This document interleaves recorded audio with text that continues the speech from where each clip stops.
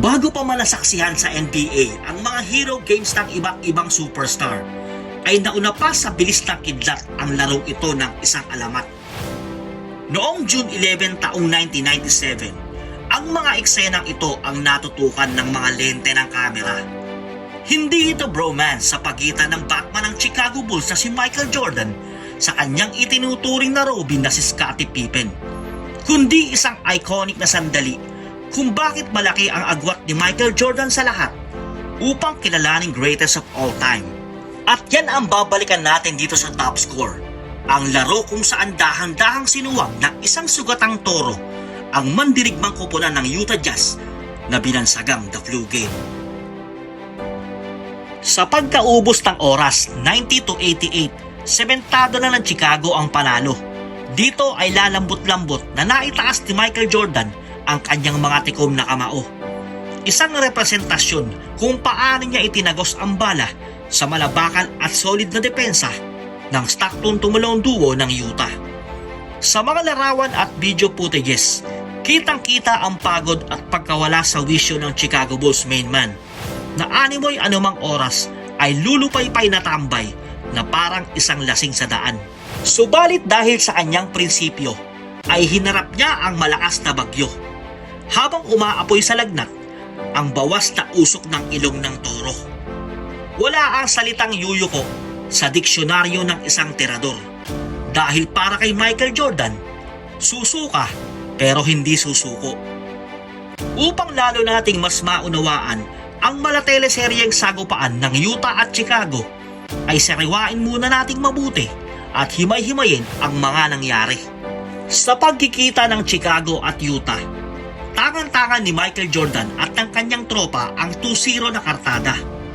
Pero pagtungtong ng Game 3 at 4, para silang batang kambing na inilublob ng Utah Jazz sa dalawang sunod na pagkatalo upang itabla ang gera. Ang pivotal Game 5 ay napakahalaga. Subalit papasok sa larong ito, si Michael Jordan ay nabalutan ng kontrobersya. Maraming espekulasyon ang kumalat na nagkasakit si Michael Jordan dahil sa kapabayaan sa kalusugan at hilig sa pagtagay ng alak na maaaring sa Game 5 sa kanyang laro ay magpabagsak. Ang Utah Jazz ay binabanderahan ng taong pinaglihis sa barbell na season MVP noon na si Karl Malone at ng matinig na gwardyang si John Stockton na laging libangan ang mga assist at hustle. Mapakla na nga ang pakikitungo ng home crowd ng Utah. Mukhang magiging matabang pa ang timpla ng laro ng Chicago superstar na gwardya. Nang magsimula ang laban, kaagad na nagmanifest ang iniindang sakit ng superstar. Nang sa first quarter, si Jordan at ang Bulls may performance na kaduwal-duwal. Wala sa hulog ang kanyang mga tira at galaw, at karamihan sa kanyang mga pukol at bitaw, parang hindi siya toro at nagmumukhang kalabaw. Sa kabilang banda ng salpukan, kung noong unang kanto ay nagbistulang patay na butike ang mga tira ni Jordan, ang tugtog naman ng laro ng Jazz umiindayog na sa bakbakan. Kaya naman ang Bulls hirap na nasayawan ang 16-point lead na kalamangan na unti-unting nagpabigat sa likod ng torong sugatan. But Jordan is Michael Jordan, bangungot sa maraming kalaban. Kaya't ang lamig ng pawis na tumatagaktak sa kanya sa second quarter ay ginawa niyang gasolina sa panggatong para gisingin ang mga nakatulog na toro at pausukin ang mga ilong nito. 17 points ang kanyang pinagpatong-patong mula sa kanyang mga nag-aapoy na kamay na handa nang sumunog sa napakaingay na bahay ng Utah. Mr. Suabe ang mga bitawan niya sa linya at ang kanyang mga sweet arsenal tulad ng pull-up jumpers, kahit pumikit ka, ilista mo na.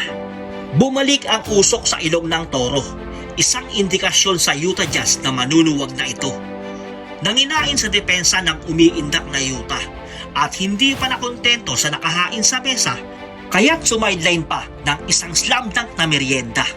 Pagpasok ng third quarter, muling kumagat ang matindi niyang lagnat at 2 puntos lang ang naiambag na parang isang motor sa kanto na uubo-ubo ang tambutso.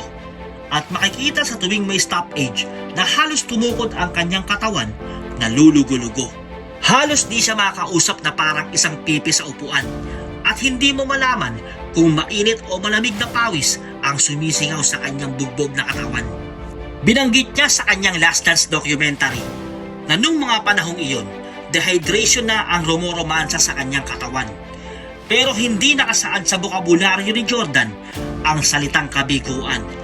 Absent siya sa school nang ituro ng teacher sa klase ang salitang pagsuko. Buong tapang niyang tiniis ang mga hapdi ng pawis na sinusukan ng kanyang balat para tuluyang suwagin ang pupugak-pugak na pag-asa ng Utah Jazz. Inipon niya sa fourth quarter ang huling usok ng kanyang lakas kung saan nagtala siya ng 60% field goals at 15 puntos ang pinitas. Panay clutch shots ang dumadaloy sa kanyang ugat. Samahan pa ng 3-pointers na tinarak sa puso ng Utah Jazz. Sa mga importanteng bahagi ng laban, with only 42 seconds left sa gera, kung saan tabla sarado ang talaan, 85 sa 85 laban sa isa't isa, isang free throw ni MJ ang pumalya. Pero sinigunda siya ng isang offensive rebound para makapagpreserba ng isa pang mahalagang opensa. At sa pagpwesto ni Scottie Pippen sa tagiliran, isang mahalagang pasa ang ipinukol niya para sa wide open 3 ni Michael Jordan. At sa paghigop ng ring sa bolang binitawan, parang nakumuloy ang Utah Jazz at dito na nag-iyakan. And with 6 seconds remaining sa game 5, dito nga nakuha ng kamera si Michael Jordan na nakayakap sa umaalalay sa kanya na si Scottie Pippen pabalik sa kanilang bangko. At habang si Phil Jackson ay nagpaplano para sa huling panunuwag ng Chicago, malasakit na totoo ang hatid na libreng masahe ni Scottie Pippen sa kanilang bossing mayor at boss amo. Sakto lang ang nakakargang gasolina sa tangke ni Michael Jordan at hindi ito tuluyang tumirik sa kanilang laban. At sa bandang dulo, paubos ang mga segundo ay itinaas ni Jordan ang kanyang nakadakot na kamao, isang simbolo ng dedikasyon sa larong sinikap niyang maitagos hanggang sa dulo.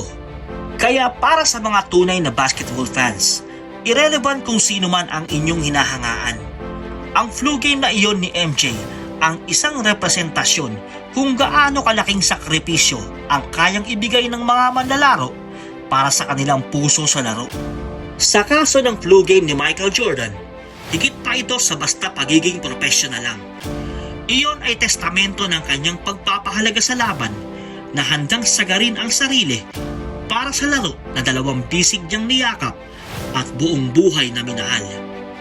So paano? Hanggang sa susunod, ito ang Top Score.